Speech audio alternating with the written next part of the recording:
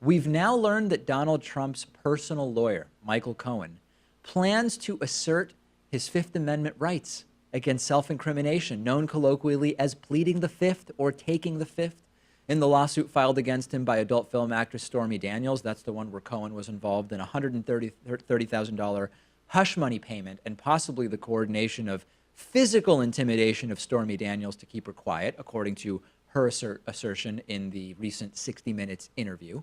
And as I mentioned earlier in the show, there's a Trump tweeter statement for everything, and I have it here for you.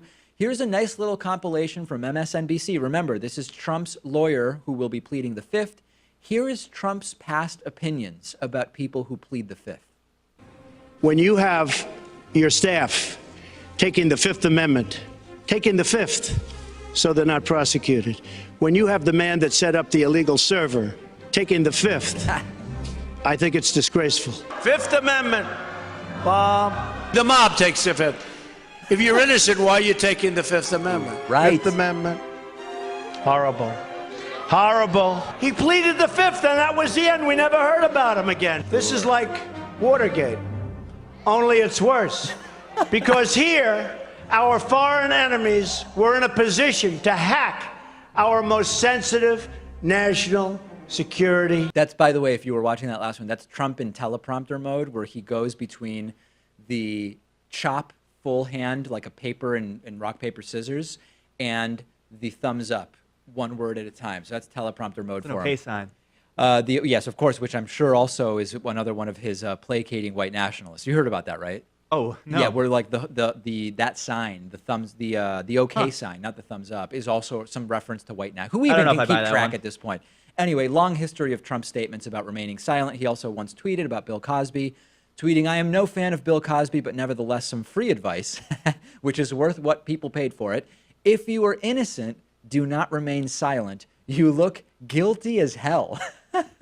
And the truth is that there's more than just verbal hypocrisy here, because Trump has also pled the Fifth himself, right? During his 1990 divorce from Ivana Trump, for example. I almost said Ivanka Trump, which refers to a number of other stories we've done.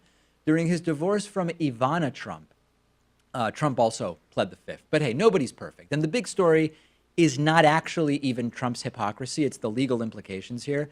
Because the reason that Cohen is citing for pleading the Fifth in this California lawsuit by Stormy is that he currently is being investigated criminally in the Southern District of New York, also known to us as the Robert Mueller Trump-Russia investigation. And what this means is that Michael Cohen, Trump's personal lawyer, is now in so deep criminally that he's pleading the Fifth in one case because of being a criminal target in another major case. What this will allow Michael Cohen to do, or I guess not to do, is that Cohen can avoid being deposed and having to give up what is arguably sensitive information related to the criminal investigation in the Stormy Daniels civil case.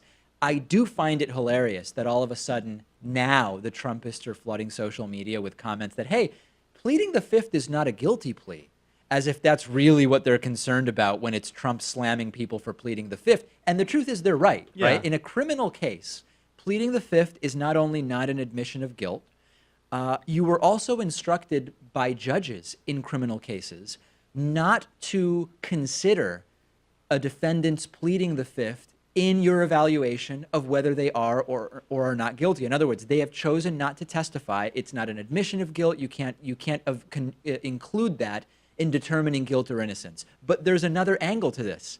That's in a criminal case. This is a civil case. In a civil case, juries actually are allowed to see pleading the Fifth, not as an indication of guilt, but as one of a desire for secrecy, and it can be held against you in a civil case. That is what a lot of people who are online saying, you're not pleading guilty by pleading the Fifth. That's right, but it can be considered in a civil trial. Yeah, and I think that the Fifth Amendment is an important constitutional right, especially because most of us aren't lawyers, and so even if we are innocent, we may do something that self-incriminates, we could get caught in a lie. Sure. But Michael Cohen is a lawyer, so you'd think that if he has the facts on his side, he should be able to argue his way out of this. Listen, just go to Trump's numerous on-the-record statements about pleading the Fifth, right? That would be the guy who can really explain to us how she would interpret this. So strictly speaking, no, pleading the Fifth is not a guilty plea.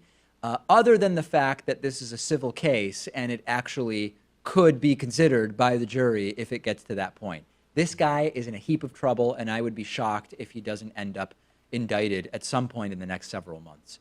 Discuss this with us on our subreddit, davidpakman.com/REDDIT. We'll take a quick break, and next I will talk to Keith Whittington about the problem of censorship and free speech on college and university campuses. If I gave you the task of picking out a bottle of wine that you're going to love, with the catch that it can't be one that you've tried before, where would you start? I know that I'd be clueless because I'm clueless about wine. That's where Winc comes in, spelled W-I-N-C, which makes it easy for you to discover great wines. Every month, they ship you wines that are matched to your taste and personalized to you. These are wines you're going to love, and they are shipped right to your door. You just open them up and enjoy. And the best part about this is that it all happens without you having to stand in line or ask people who don't really know anything about wine to give you a recommendation. You go to trywinc.com/Pakman, fill out their palate profile quiz. They'll ask you some simple questions like, how do you like your coffee? Do you like raspberries or blueberries? And then great wines start showing up at your door. As you drink more wines and rate them, Winc learns and sends you even better personalized, delicious wines for you to try. No membership fees. You can skip any month, cancel any time, and Winc has a 100% satisfaction guarantee. You will never pay for a bottle you don't like. And for a limited time, you can get $20 off when you go to trywinc.com/Pakman.